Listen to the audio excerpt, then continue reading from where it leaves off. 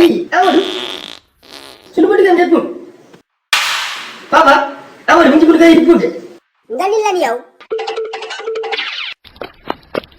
xajal ma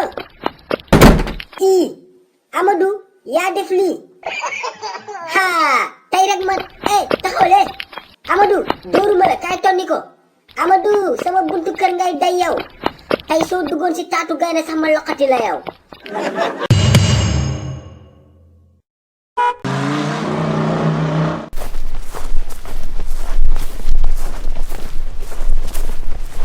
Bonjour les enfants, sortez vos livres de lecture. Asalaamaaleykum monsieur Seck. Ah, maaleykum salaam. Vieux Suluxu. Pas Suluxu noo def gëj naa la gis. waaye maa ngi fi rek monsieur Seck. temps yi da nga ma bàyyi quoi. du loolu sax nekk si yitte yi rek. Non je comprends t'inquiète pas mais Saliou moom temps yi moo ngi góorgóorlu bu fekkee moo la fi indi moom ne t'inquiète surtout pas. monsieur Seck loolu indiwuma fi de boppu gaal moo ma fi indi. mais qui est boppu gaal. doomu xaalis ji borom boobu gudd bee toog ci kanam. Ah Amadou. waaw kay Amadou mooy boppu gaal. Amadou lu mu def. Amadou de sama buntu kër la ñëw def fa ay ginnaaw kër ba mu fees dell dem yoonam.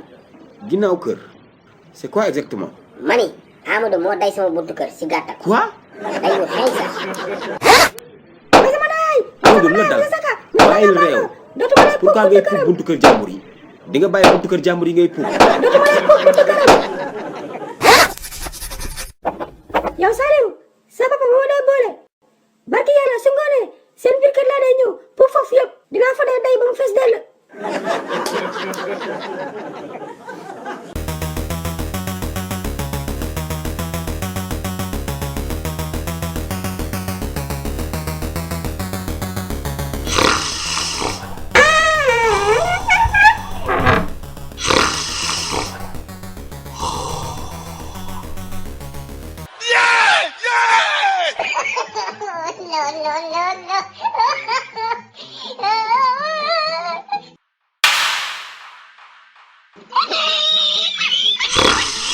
papa Hey!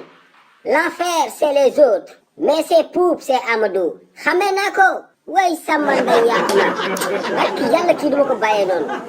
waa koñ bi ku gis Amadou na ma ko jàppal Amadou dayati na sama biir kër gi de.